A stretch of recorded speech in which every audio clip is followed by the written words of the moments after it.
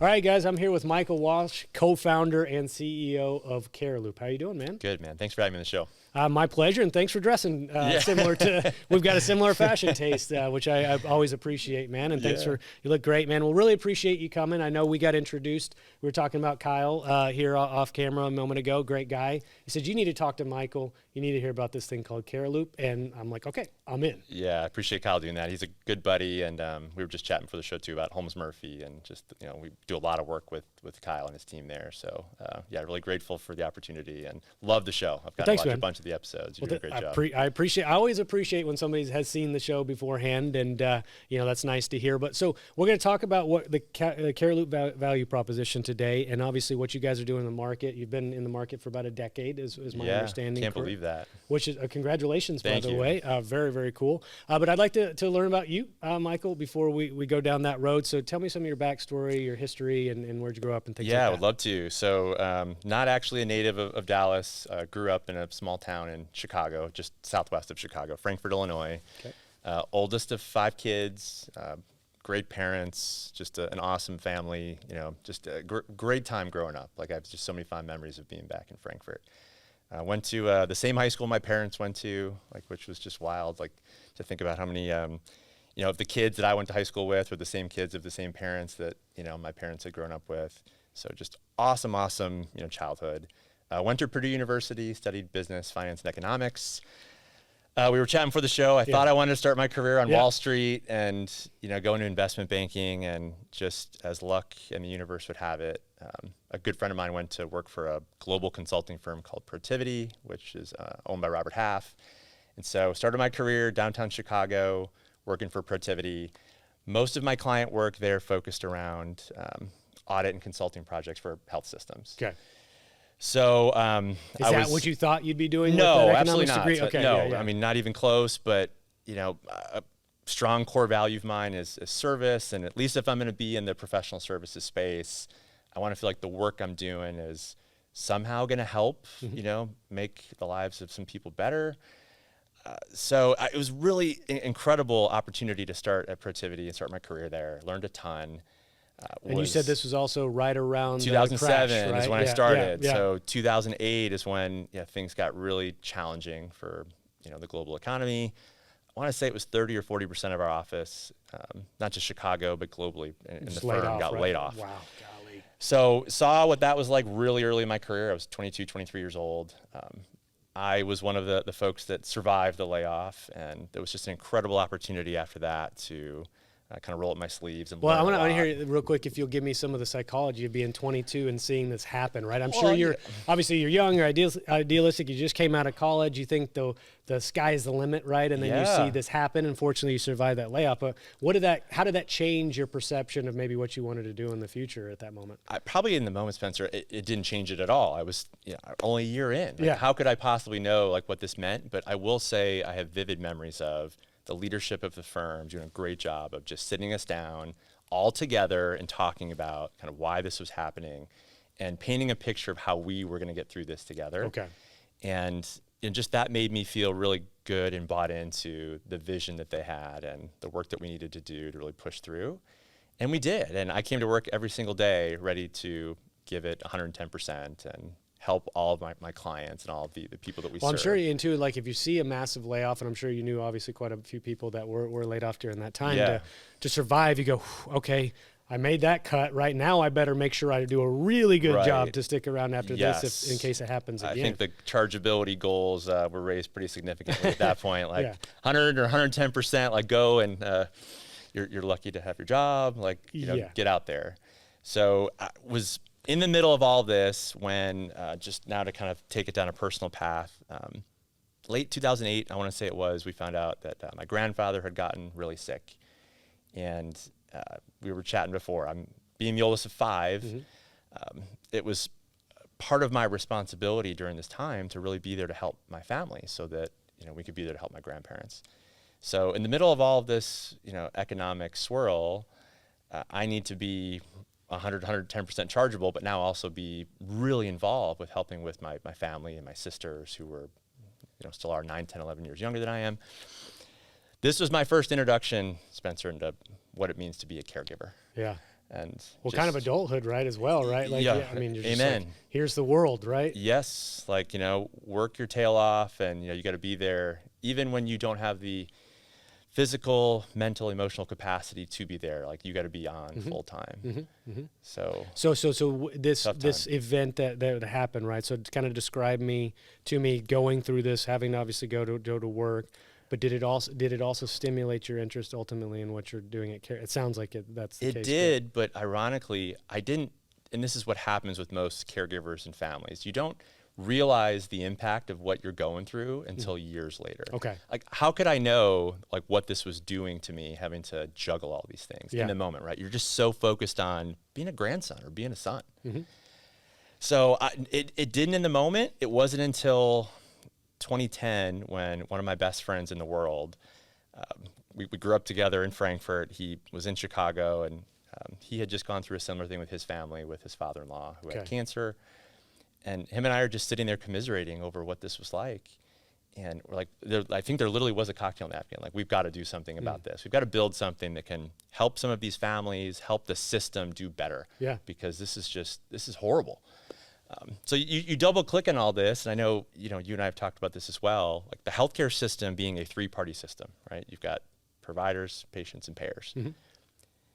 As you navigate this, you come to realize that there really is no place for you as the caregiver in this system. Okay. You're not recognized. There's no process for you to follow. You're sort of an afterthought. But ironically, you drive a lot of the decision-making that goes on with these patients, these family members. So this is what we set out to fix. Like, how do we build a company, a brand, a product that changes the way the world thinks about caregiving? Okay.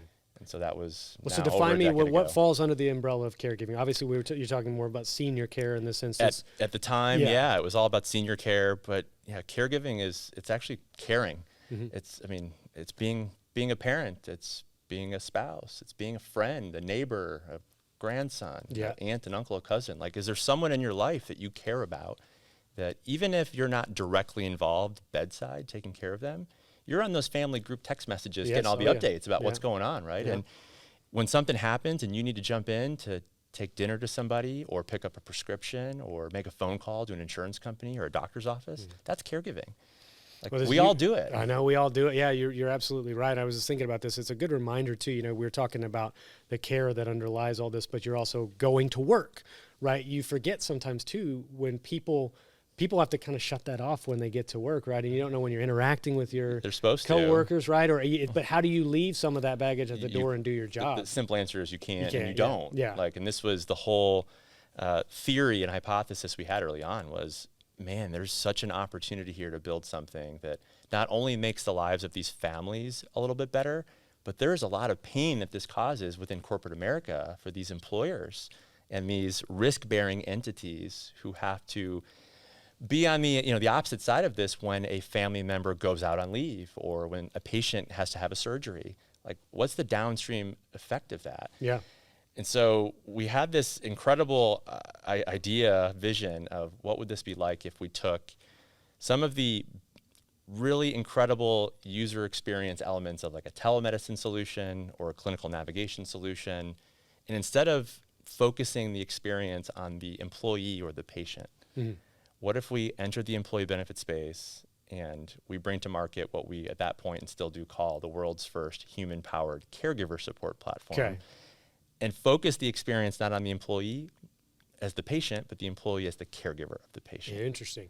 So did you have all of this understanding of the system itself when you're having that back of the napkin brainstorming session? No. Okay. No. I mean, the original idea that Steve had come up with was actually to build an open table system. Okay. Where long-term care facilities could put their open bed data into a platform that hospitals and caregivers could see where the open beds locally were. Interesting. Okay. So, and we built a prototype of this and took it out and got some feedback, and that evolved into the second idea, which actually then built out more of a matchmaking algorithm where the patients and families could get matched with the right type of provider based on certain types of budgetary, insurance, or socioeconomic considerations. But what we found with that then, Spencer, was that as people were using this and getting matched up with the providers, we were finding that many of our members and users at that point it wasn't just about finding a provider. It was about all these other surrounding issues that they were trying to solve. Some I mentioned earlier, like they just got a Alzheimer's diagnosis. They don't know if they need to find a memory care community yet. They're just trying to figure out like what doctors and specialists we need to go see. How is insurance going to pay for this? Do I need to like put legal documents in place in the event that my loved one can no longer remember some of these things? Like they were on step 1, 2, and 3, and we were trying to help them with step 10. Right. It's more just digesting the diagnosis itself. Like, what does this mean? What do I do? Yeah, like, the emotional how do journey I of that. do it? Yeah. So the original idea, the original path we were on was more trying to solve a very specific problem. And once we discovered that this was so much bigger and so much more complicated than we even realized, this was what forced us to kind of take a step back and look. And this is where we discovered that most of the folks that were using it at that point in time, it was Monday through Thursday, 10 a.m. to 2 p.m. is when they were using it. Interesting. How come? They're at work. Like this is the only time they have. Like I think the original theory that we had is that most people would do their shopping nights and weekends. But you said it before, like you're supposed to be going to work, right? But this might literally be the only 1 hour you have to actually do some research for a loved one. Yeah, there was a podcast guest on a while back, and he was talking about one day he just sat at his computer. He was dealing with, this was during the pandemic, and he was dealing with a loss of 2 parents, one, I think his wife's and his, and just talking about looking at the screen and seeing an inbox full of emails and going, I can't even touch these. I can't even think about this right now. So he just kind of shut down emotionally. He found some, kind of behavioral and mental health through, I think, an app called, if I'm not mistaken, Ginger. Yeah. But just anyways, like my broader point is the human element, right? I'm bringing this to work. I'm trying to forget about it. I'm trying to do my job, but there gets a point sometimes where you just hit a wall and you can't anymore. This podcast is brought to you by True Captive Insurance, a premier medical stop-loss captive for employer groups ranging from 25 to 1,000 employees. True Captive believes in healthcare that is personal and insurance that isn't complicated. That's why they take a white glove approach, making it easy for employer groups to transition into a program built specifically for them. Check them out at truecaptive.com. We discovered, Spencer, what happens then is and there's a lot more of those folks hitting that wall than anybody realized. Yeah. What happens then is that they leave their job, they turn over, they end up using FMLA or shorter long-term disability programs. They burn through their PTO. They're burnt out, just because they're carrying all these different, and juggling all these balls and carrying all this weight. And it actually became a real focus area around the mental health epidemic.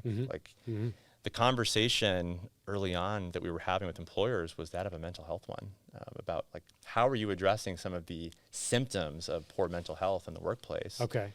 And caregiving and parenting are huge drivers of this. Yep. So it's great that you have a Ginger, to address some of these issues you have, but how do we actually get to the symptoms and really drill down to the root cause of how you got here? Yeah, fair enough. And I realize that's a totally different bucket. And for him, that was just he just need, I think, somebody more to speak no, with, there's incredible value in that, yeah. right? Just that outlet of someone to talk to. But this was the incredible discovery that we were having with these employers was they were only thinking about it in terms of just providing an EAP or something like this. They weren't even looking at wow, what happens when my people leave here and go home and the challenges they have with a loved one or maybe a special needs kiddo or something like this. Yeah. It was just, I can remember some of the early employers we spoke to, some of the brokers and consultants we met with, looking at us this is something I've never heard of. Why would we talk about this? Why would we bring this in? And now you fast forward through the last couple of years, especially during the pandemic, and this is what everybody's talking about is caregiving.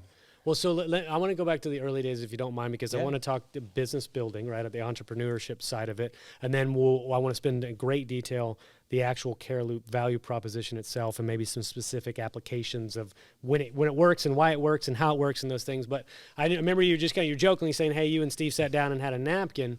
But, you mentioned to me off camera, you guys figured out hey, we needed to be an S-Corp instead of an LLC. We originally had senior in the name and we decided to pivot from that. So talk to me about some of the early days of just figuring out how to build a business simultaneously to the actual value you're delivering as well. Yes. So we set off full time to work on what would become Cariloop. Steve started like 2009, 2010, and I was helping nights and weekends. And then in 2011, I left Protivity to go full time with this. At the time, Steve had started up a LLC that we were using just to get the business up and going.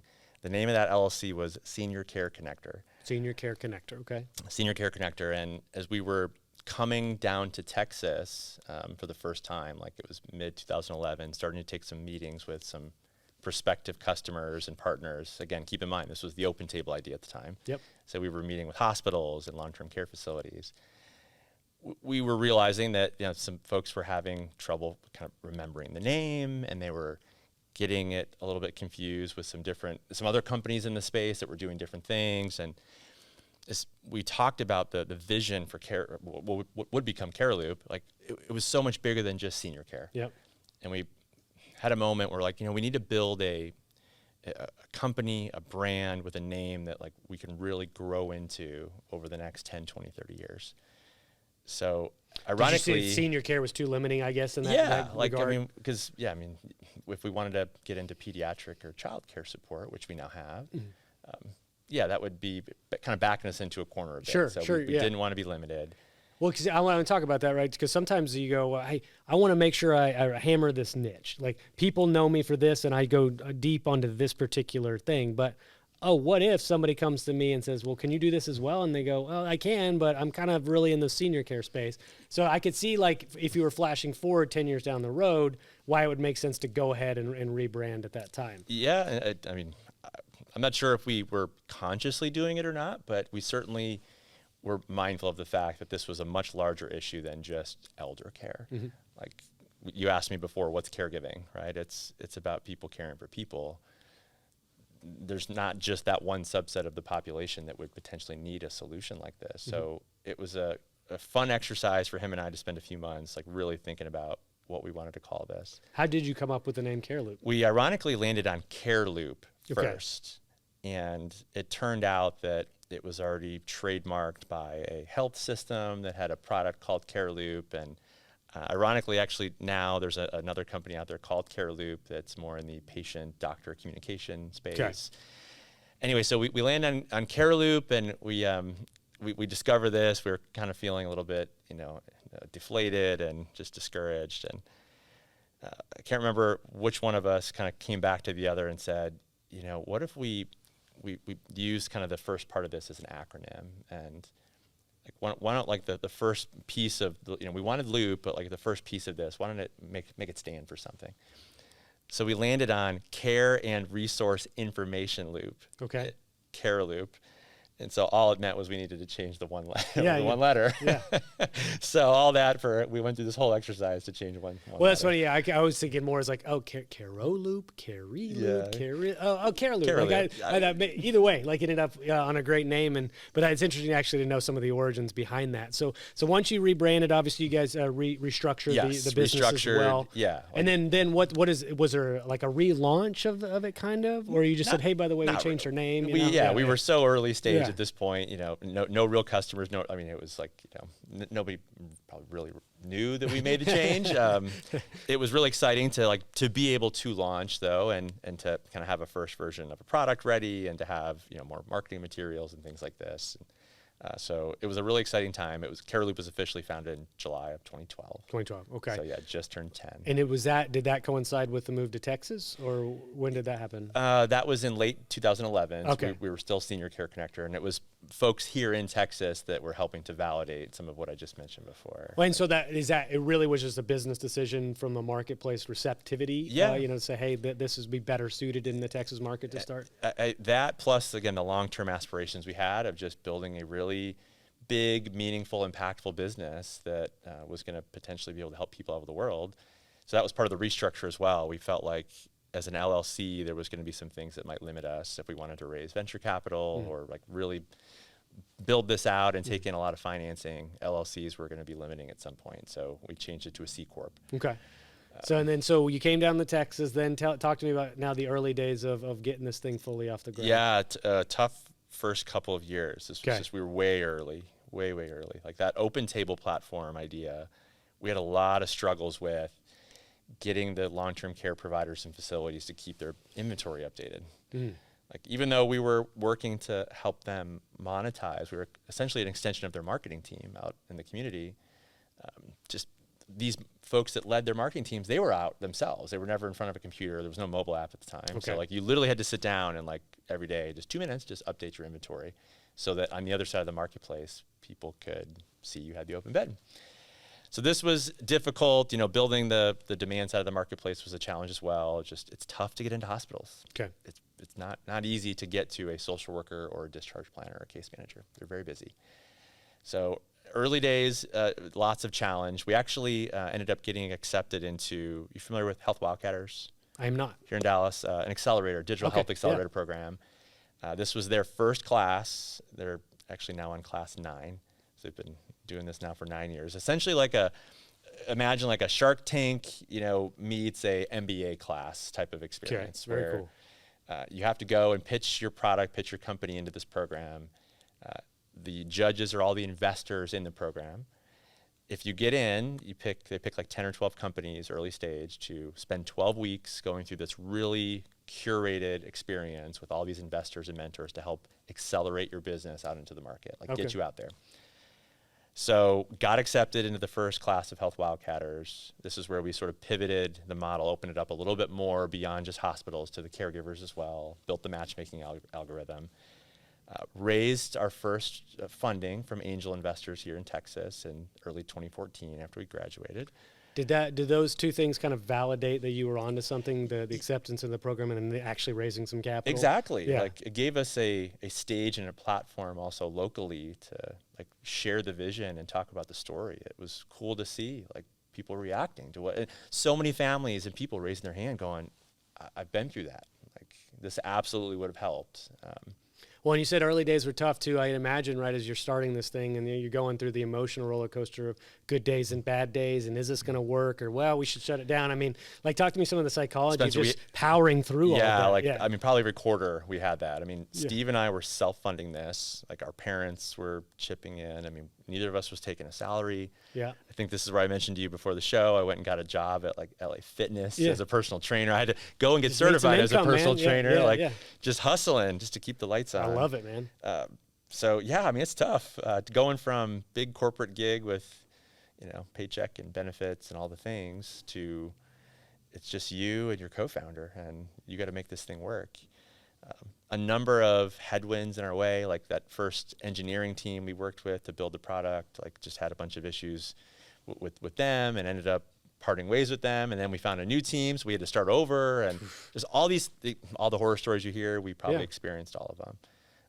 But when we got to 2014 and we had been through this program, as you mentioned, it was incredible validation. There was a lot of excitement around what was coming for us. Did you have a clear vision of where you needed to drive your focus at that point? We thought so. Okay. We certainly thought so. Like, once we got through the program, we were really now gung-ho on this like marketplace idea, but now we had built out more of the feature functions for it. And we had a really compelling business case, a lot of support. We raised money. We started building the team. And this was probably where we ran into the biggest headwind we had ever run into in 4 years, where we just couldn't get both sides of the marketplace to line up. We couldn't get the customer acquisition cost to work. Like, it was really a challenge. This is where we discovered the opportunity to go into the employee benefit space.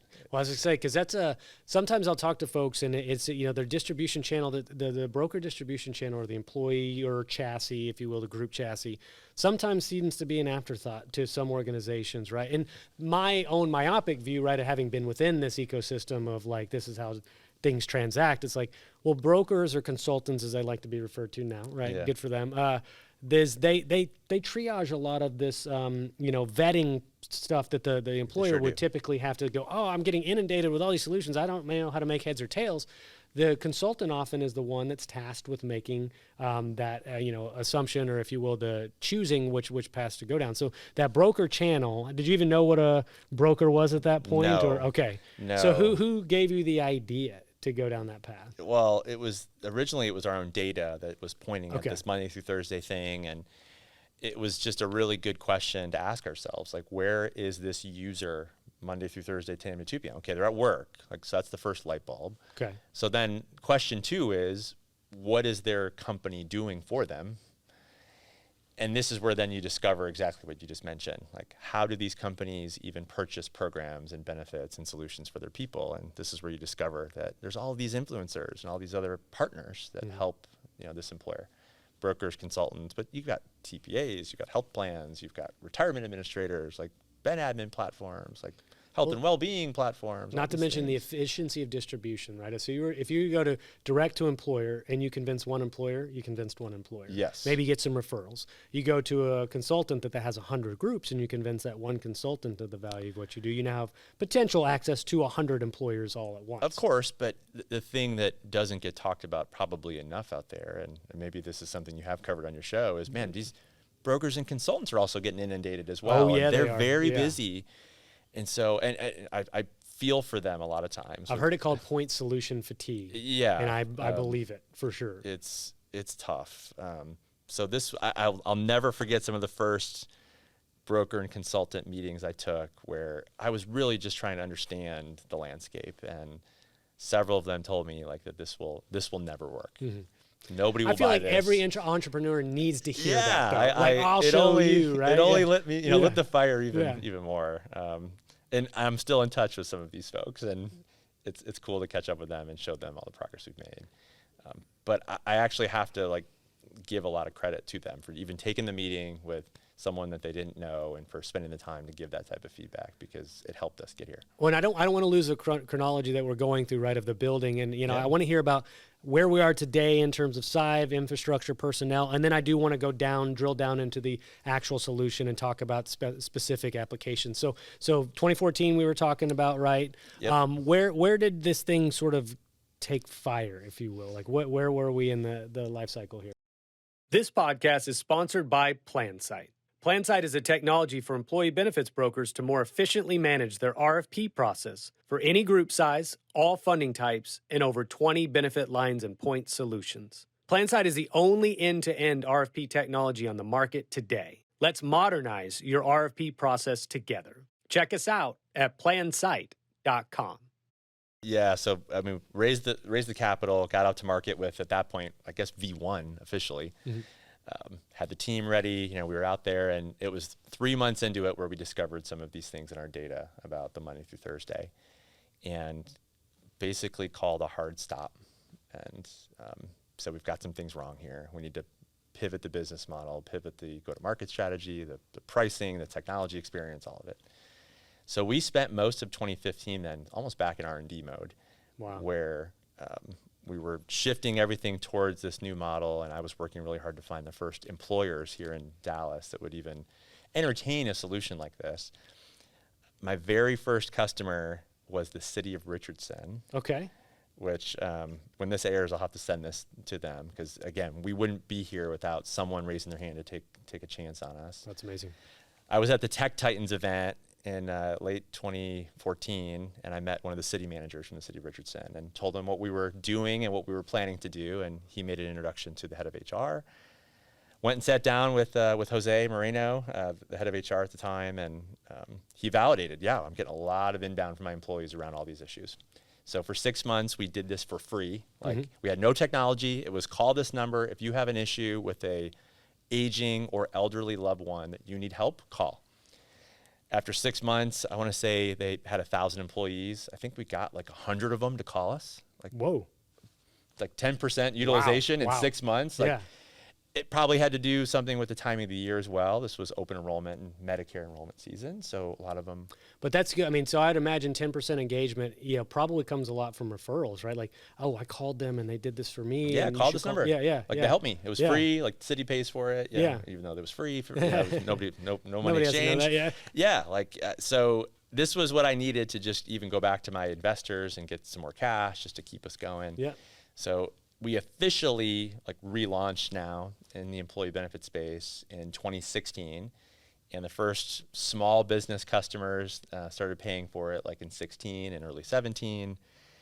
Well, I want to hear, what was it like receiving that first invoice check, or how, I don't know how you guys are even getting paid, Yeah, but like seeing it like, oh my goodness, we made money. Yeah. Yeah.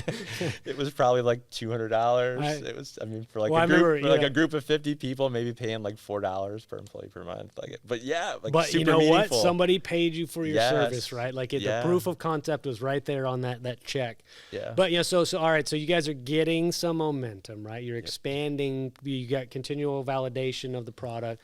You're growing. Was there an inflection point at some point where all of a sudden this thing just massively took off? Not massively took off, but certainly an inflection point nonetheless. When we started getting some of our first Fortune 1000 meetings and got those first couple of customers that even wanted to roll Cariloop out to their headquarter population, like just to try it. So these were groups that actually a couple of them we still work with today, like Brinker International is one of them. Nice. They took a total chance on us and rolled this out to like 600 of their headquarter folks in their old building, like near 635 there, actually not far from the Holmes Murphy office.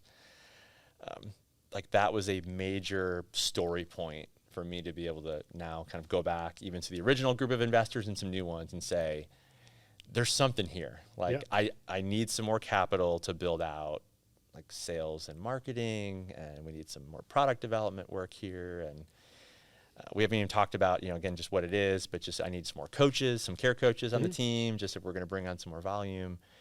So all in all, we had raised like $2 million worth now of seed money. So it was that first tranche in 2014, and then some subsequent tranches in 15 and 16 just to keep us going. So it totaled about $2 million in capital. And that was part of then the inflection point of like us really starting to pick up some steam and go. Well, it's interesting, right? You're telling me that you started in 2010, right, from an idea, and then now we're up to 2016, 2016, right? 2017. 4 years, right? Like I mean, most what did I say? 90+% of businesses fail.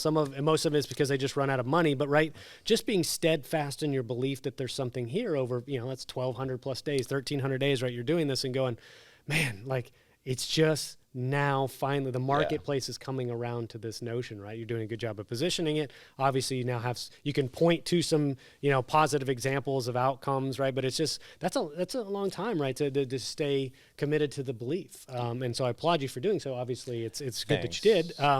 So now like you mentioned coaches, right? Can we talk more about the application as we work through to present day? Like give me some specific use cases where it works, where you really excel. And if an employer and or a consultant was listening to this right now, like how do you kind of position the product as well? Yeah, so just I'll kind of anchor it back to what we talked about before, that most solutions that at this point employers are used to buying, these telehealth, clinical navigation, or corporate health and well-being solutions, there was always this coaching element to it. Yeah. Like in telemedicine, it was the promise of getting you on with a board-certified doc or NP or PA within 15 or 20 minutes. For well-being, take like a Red Brick at the time or something like this. It was getting you on with a nutrition coach or something. That there was always a digital component, but there was always a human component as well. So when we created this experience for caregivers, we wanted to mimic that same incredible human piece of it, but have it be really warm and empathetic and compassionate, because you're taking care of someone probably with a really tough chronic illness, and who's caring for you, the caregiver. Right. So the model we built was, it was a really nice, seamless blend of touch and tech. Like the technology platform we built was, I always compared it to like Basecamp, if you've ever heard of Basecamp, like a project management tool. Yes. Like where you as a family can come in and you can organize all of the different documents and tasks and events and all the things that you're doing that most families are like doing in a group text. You can organize all of those things. All the communications and messages you're all sending back and forth, you can have them all there, like you're literally chatting with your family on the platform. Okay. It's all threaded by topic, so assisted living facilities, medications, insurance. So as things are happening, the whole group is pinged and they're brought back into the app, and it's just a better way to organize caring for a loved one. But the magic of the whole experience then is we give you access to this care coach from our team who comes into this universe with you. Okay. And any time that you're having these conversations, you now have a health, medical, clinical, or now educational professional who's a part of this experience and journey with you and walking hand in hand with you through it. And they're the ones that are able to take on all the coordination and navigation and education that goes into this. So you can focus on being the best family member and the best employee versus having to know how to navigate all these things through healthcare and through education. Well, and you would presume most people that are fulfilling the role now of caregiver, it's probably the first time they've ever done it. For most of them, yeah. You're completely naive to they're what. scrounging around in the dark. They do not know what they do not know about what they do not know. Right, and we're not even just talking about the actual delivering of care, helping mom get her medication at a certain time or whatever, bedside, things like that, but just like, what am I going to go through emotionally, right? What are the phases of this? How do I cope, perhaps knowing that, a loved one is actually terminal, right? And we're in a hospice situation at home. Like just having somebody that's either been there before or, like you said, sort of understands the process and can give you feedback and help throughout that. We're on a mission to partner with the most innovative companies in America to fix health benefits, one plan at a time. NavMD has created a blueprint that delivers world-class benefits to 155 million Americans. Better benefits starts with data intelligence. Our platform is empowering the next generation of advisors to zero in on opportunities to optimize the plan, build the right team, implement proven strategies and solutions. Join us on our journey to revolutionize health benefits. Let NavMD put you a step ahead. The mission statement of the company is to help relieve the stress and anxiety felt by all caregivers. And so while the blocking and tackling of helping caregivers navigate the system is a huge part of it, our focus is on that employee as the caregiver, and you're right, the emotional journey that they're going to go on for all these years. The average length of a caregiving journey now is like over 4 years. Is it really? Yeah. Wow. I mean, okay. Alzheimer's, cancer, Parkinson's, these are long-term. Yeah. These aren't, on the peds and childcare side, autism, Down syndrome, cerebral palsy. These things don't just end. Like they go on for years and years and years. And autism or something to that degree, lifelong, correct? Yep. Right. So theoretically, you guys could stay engaged with that member indefinitely through that journey. And we have members, Spencer, that have been with us ever since we launched employee benefits. We still have some of these original customers like Brinker, where we've got members that have been active with their coach now. Yeah. 5 years. I can imagine the bond that gets created between that coach and that person as well, right? I mean, you almost feel like an extension of their family. We've been invited to weddings, to funerals, to baptisms, to baby showers, like everything in between. You're right; they do become part of the family. It's just a critical element of having a pathway to get to where you want to go is having that coach with you. Yeah. Well, and talk to me about the implementation, right? A little more of the technical execution, right? Yeah. If I'm an employer, if I'm a consultant that knows, hey, Cariloop is going to go, does it have to be on renewal, or can it go and force it at any moment? At any moment. Okay. Let's talk about the last couple of years through COVID. Yeah. We had a number of our customers and clients that were coming to us, and they needed to be implemented like in a week. Yeah. Like they do not know how to solve for some of these elder care and child care issues that they're seeing with their Oh my people. goodness. And then all of a sudden now, like in the in-home, right? If the kids are at home 24 schools, hours a day. schools right? are closed, right. facilities are closed, doctors' offices are closed. Like this was the story. And there was you ask about inflection points. I'd say the next one would have been like 4th of July weekend of 2020. Okay. Where we're now 3-4 months into this. And there was a real belief, I think, at that point that life was going to go back to normal. I don't think we were really mentally prepared for this could be years. Mm-hmm. So you would have thought at 4th of July, the doors blew off. There were so many companies that now they're getting into renewal season and they're finishing budgeting. And they had all these budgets for, office perks and parties, all this cash, and like we need to devote this to helping our people through this crisis. And so mental health, financial well-being, childcare, caregiving, like these were the top things. So there was a real inflection point there. And yeah, they needed us live, like especially for those going back to school here in the next month. They were like, what do we do? Well, did the pandemic also cause you to add services to your portfolio that you didn't anticipate? Yeah, let's go back a year. Like we launched pediatrics and childcare in 2019. Oh, you did? Right before the pandemic. Interesting. Coming into 2020, probably if you looked across our entire platform and all the cases for all these caregivers on the platform, we probably had 95% of them were adult and elder care at that point, because that's what we had been doing all this time. So it was slow getting started with peds and childcare. I can tell you now, coming up on 3 years later, it's 65% adult and elder care to 35%. Wow. peds and childcare. Wow. So that just tells you what parents have gone through the last couple of years. The last little piece of that being, education support, which we just launched. This was really born out of the pandemic as well, where we saw these parents really struggling with, their kids are now home, school's closed, counselors aren't available, therapists aren't available if you've got a special needs kiddo, and there was an IEP in place, and now you had to redo it all. We brought on care coaches that could help parents navigate the education system. So what does that actual rollout then look like? Or so what, announcing yourselves, right? Yes. Making sure the members are aware. Yeah, it's like we try to make this as simple and seamless as possible. I mean, every employer, as you well know, is different in terms of the benefit ecosystem and culture that they've created for their team. And so a huge part of kind of the discovery phase of all this is understanding the plumbing that exists within an employer. And if you're going to implement a program like this, what are we walking into? Like, is this a place where they have really great leave and disability policies and a really flexible work environment? Is this a place where they really do feel like family is a part of their culture and, community is a part of their culture? We've had customers and clients that they want to get there, but they've been a little bit more old school in their approach and they're needing to modify. So the first step of all this is just understanding that. Like, we have an incredible, like, really robust kit of digital assets and just programming available to roll out to an employer, but it needs to be customized and tweaked just a little so that it doesn't fall flat with the group. Does it get white labeled, or does it look like Cariloop? It's on all Cariloop. It's all co-labeled with the the client's logos. So all of the both kind of hard assets and digital assets, we create all the online web portals. It's all co-branded.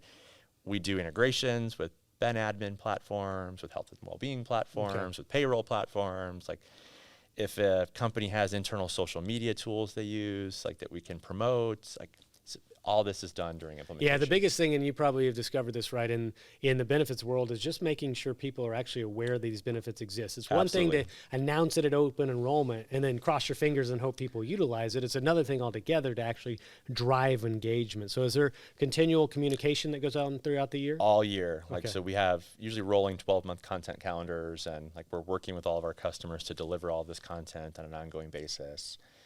We've got actually a piece of our platform that's specifically for the customer, and even the broker and consultant can be a part of it as well, where it's self-service with all the content that we're rolling out each month. They can see all the reporting, they can see all the data analytics for usage and all these different things in real time.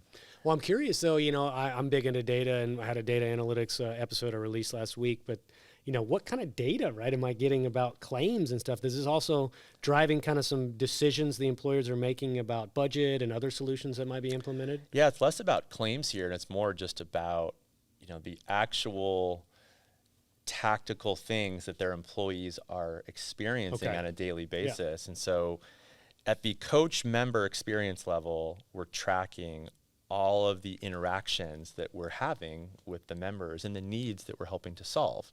So you asked me earlier for a practical example, and I think I skipped past it. I apologize. Like, if a employee finds out about an Alzheimer's diagnosis and they come to Cariloop, they start a case, and maybe the first three things are, we need to understand, are we potentially looking for a long-term care facility? Do we need to find home-based care for your loved one? Do you have the right doctors and specialists in place for this person? What insurance benefits are there? Is it Medicare, traditional Medicare? Is it Medicare Advantage? Do you have a long-term care insurance policy? A lot of it's just like mapping all this out and then helping to execute the actual care plan. So if someone came through the door and we were helping with all these things, every one of these things would be tracked and rolled up so the employer could see all the different things that we're doing to help.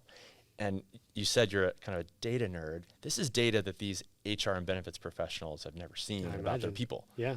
Like, these aren't claims data points. These are life data points. Does some of this obviously delves into the realm of PHI though, right? So like, do you have to be careful, right? It's all de-identified. De-identified. Yeah. Okay, So it's no information about the individual caregivers and patients. Okay. It's all been aggregated in such a way that it tells a story around engagement across different life events, different time periods. We can segment populations by adult cases versus pediatric cases. Like, they can read all the feedback from all of their employees about the experience, which tends to be the favorite piece of all of this. I imagine, right? So yeah, I mean, the goal, long term, and I think where we as a country are headed and where we need to really go if we're going to integrate this into the healthcare system, and just kind of what we talked about before with the 3 stakeholders, is there's some really interesting research starting to be done now around claims as it relates to caregiving.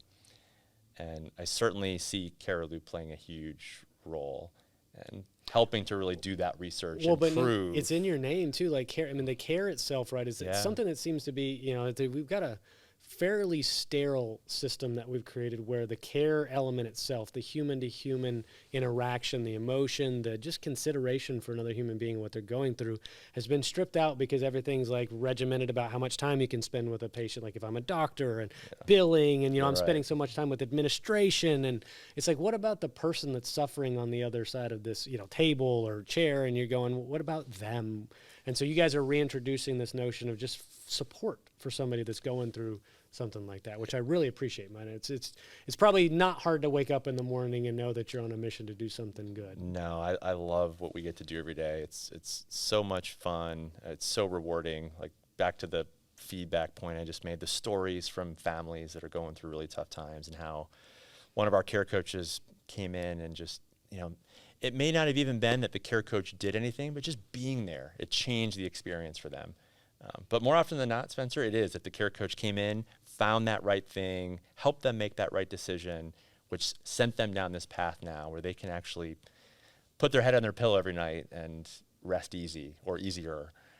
Well, it's got to be a pretty rewarding profession for those care coaches too. I mean, just we call them magicians. They're amazing, and they're coming from backgrounds like they're working in hospitals. Are they nurses? A lot of nursing. Social workers, nurses, case managers, like long-term care facility administrators, nurse practitioners. They were. It's in their DNA, and they're to help people, and we feel like we're building a platform that they can really do that from the comfort of their home, all around the country, and eventually all around the world. They're incredible at what they do. They're the heartbeat of all of it. I don't doubt. I was going to say, I want to go back up, zoom out again, big picture. I always like to do this after we talked about the application itself. What is your future kind of vision of what healthcare is going to do? And then I want to talk about where you're going to morph around your business, or as you guys evolve as well. You probably have a pretty good finger on the pulse of our healthcare system and some of the dysfunction and things like that. Yeah, certainly. I'm glad you say that word, because it's really tough to pinpoint and predict what's going to happen with the system. I guess I can only hope. Specific problems. I think I can only hope. The idea, right, would be just to, we know none of us is going to solve this thing by ourselves. No, but we might play a role in solving one particular problem. The problem that I would love to see us solve, or at least focus more attention on as a community and as a country, is just recognizing the role that these caregivers and parents play, the vital role they play in healthcare outcomes. So if we were to step back for a second and ask ourselves, do we believe that patients are better or worse off if they have a really successful, supportive caregiver? The answer is obvious, right? Of course the patient's better off, right? Well, okay, if that seems so obvious, then why are they not part of the calculus that goes into building this system? There's just a blatant gap there. So I hope that, and we're starting to lean this way, we're seeing early evidence that both the federal and state governments are starting to move this way, where they're embracing this more. You're seeing it through leave programs being established on a state-by-state basis. You're seeing more progressive conversation happening in Washington, D.C. around supporting caregivers and families. But then companies like us and other private companies as well really starting to push this forward. There's an entire ecosystem building around this phrase that's gotten really popular, the care economy. Care economy, okay. There's a lot of momentum around this. So I'm hopeful that over the next decade, we will see that the caregiver becomes a vital part of the healthcare solution. It's not just the 3, it's the 4. I was going to say, it's so ingrained in our culture, right? America's a work hard, drive, just get yours, right? Like there's some things that, from a capitalistic standpoint that, have made us what we are as a country and the innovation that comes out of that. But we've gone so far down that path, right? Like I think you said that care economy is coming back a little bit. It's like, hey, maybe we went a little too far this direction of accomplishment and productivity and things like that. And we took our population through kind of this mental health journey, if you will. So maybe now we need to take a hard look at what we've done to the psyche of the American person. It's a great call out. And it's something, again, I can only hope that this is the path we're on. I'm extremely encouraged by what I'm seeing. But of course, until we get there, we're not there yet. We got a lot of work to do. So I'm excited about the work we're doing. And the team, they're just doing a phenomenal job of showing up every day for caregivers and parents and families, and just the work we do with employers. We've got phenomenal customers that have been with us for a long time, and more joining the movement around this. So a lot of things to be encouraged about, but a lot of work to do still. Cool. And closing thoughts, Michael. I really appreciate this hour, man, and grateful. I'm genuinely grateful, and I want to say this on record.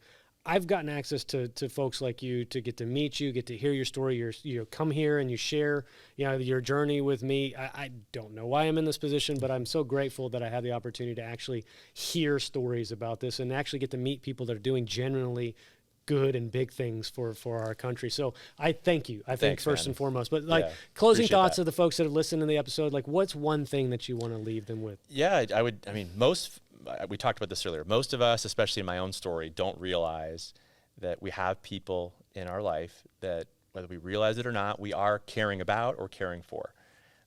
Parents are the number, like, you don't think of yourself as a caregiver. You think of yourself as a mom or a dad, of course, right? It's going on a lot more than we realize. And I would encourage everybody to take a good look at themselves and kind of their community and their friendships, and just check on the people that you care about. This is a huge message of what we talk about at Cariloop, like that we believe no one should go through caregiving alone. Man, check on your friends and your family members, just see how they're doing, because we're all going through something, especially the last couple of years. And so that's definitely something I want to leave the group with. On the employer side of this is take what I just said and kind of parlay it into your own employee population. This is what people are dealing with. Mm-hmm. And would love to see if there's a way that our team can be helpful, or at least a resource as you're thinking through this piece of your benefit strategy. There's so many of us talking about mental and financial well-being.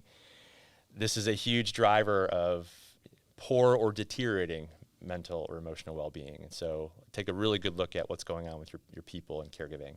And if you need help with where to start, our team can absolutely help with that. So again, I want to say to you, I love the work you're doing. Thanks, man. And some of the shows that you've done, some of the people you've brought on, it's really cool to hear what they're doing as well. So I'm just grateful that I get to be I'm grateful to get to shine on a light on things like Cariloop as well, right? So Michael, again, it's been a pleasure. I don't want to say that too often, but it really has.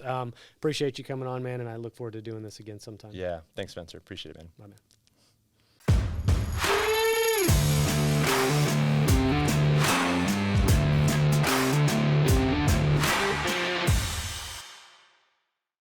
True Captive believes in healthcare that is personal and insurance that isn't complicated. Check them out at truecaptive.com.